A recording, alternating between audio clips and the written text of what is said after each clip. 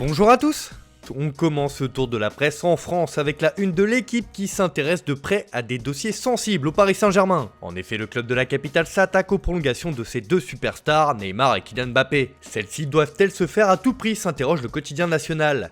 Et c'est Leonardo, le directeur sportif, qui est à la baguette sur ces dossiers qu'il a érigés en priorité absolue. Mais les deux stars ont des exigences élevées sur fond de Covid-19, les négociations s'annoncent très compliquées, indique encore le journal. De son côté, le Parisien se penche sur la rencontre de ce soir face à l'AS Monaco en ouverture de la 11e journée de Ligue 1. Et encore une fois, le PSG devra composer avec pas mal de blessures. Il s'agira pour Thomas Tuchel de préparer au mieux le choc face à Leipzig en Ligue des Champions la semaine prochaine. On file en Espagne où l'actualité du Real Madrid concerne Sergio Ramos. Le capitaine merengue fait la couverture de Marca qui annonce une pause forcée pour le défenseur madrilène.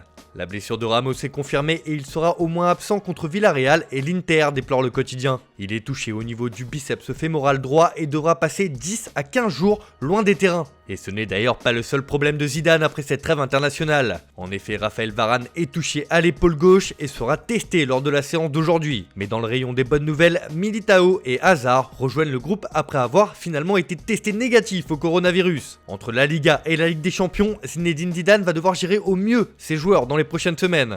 On reste dans la péninsule ibérique où ce sont les chiffres exceptionnels de Lionel Messi qui s'affichent en une de Sport ce matin. Alors que le Barça se déplace sur la pelouse de l'Atlético de Madrid ce samedi, l'Argentin va disputer son 800e match avec le club Blaugrana. Sur les 17 dernières années, le sextuple Ballon d'Or a inscrit 677 buts, rien que ça. Une sacrée performance qui ne passe pas inaperçue. Et contre les Colchoneros, il retrouve l'une de ses victimes favorites puisqu'il a déjà marqué 32 fois en 41 confrontations. Cette rencontre face à l'Atlético sera aussi l'occasion des retrouvailles d'Antoine Griezmann avec son ancien club. Pour les Sportius, c'est le moment idéal pour le Français de s'imposer enfin avec le Barça. La prestation du champion du monde sera scrutée avec attention en Catalogne. On prend la direction de l'Angleterre où la prolongation de Pep Guardiola jusqu'en 2023 avec Manchester City fait les gros titres. Les journaux britanniques se félicitent de conserver l'entraîneur espagnol en Première Ligue, mais comme l'affirme le Daily Express sur sa une, maintenant allons chercher Messi. Alors que l'avenir de Guardiola est réglé, les Citizens veulent s'attaquer au monument Messi. Comme déjà évoqué ces derniers mois, l'Argentin semble lassé et a fait part de ses envies de départ l'été dernier.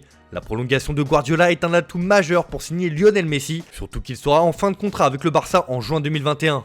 Et cette intention de recruter le numéro 10 barcelonais s'affiche un peu partout outre-Manche. Le Daily Star estime qu'il faut désormais obtenir Messi. Et Guardiola aura un rôle majeur à jouer dans ce dossier, indique le tabloïd. De son côté, le Times révèle que le coach espagnol a refusé des propositions de la Juventus ou encore du Paris Saint-Germain. Même son de cloche pour le mercato car le journal révèle que City a carrément un plan pour attirer Lionel Messi en Première Ligue. D'ailleurs, la nouvelle de la prolongation de Guardiola enflamme aussi l'Espagne, qui voit une chance pour Manchester City de signer enfin Lionel Messi. C'est le quotidien AS qui en fait sa couverture ce matin. Pour lui, le cercle se rétrécit entre City et Messi, et le club anglais a des raisons de croire à une possible arrivée de l'Argentin. Entre la prolongation de Guardiola, la colère du joueur contre son club l'été dernier, et la crise économique qui touche de plein fouet le Barça, sont autant de raisons de croire à un départ du joueur, et City fait bien figure de favori pour l'accueillir. Une information qui s'affiche également en Italie, où le Quotidiano Sportivo s'interroge. Guardiola et City se sont mariés jusqu'en 2023, Léo Messi sera-t-il le cadeau?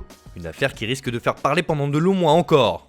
On termine ce tour de la presse en Italie justement, où l'autre superstar du ballon rond, Cristiano Ronaldo, fait la une de Tuttosport ce matin. Le Portugais sera le capitaine de la vieille dame ce week-end contre Cagliari. CR7 retrouve enfin son jardin, l'Allianz Stadium, près de 2 mois plus tard. Avec les absents de Bonucci et Chiellini, Ronaldo sera encore plus le leader de la Juve, juge le quotidien turinois. De son côté, le Quotidiano Sportivo estime que cette Juve a été régénérée par les sélections pendant la trêve.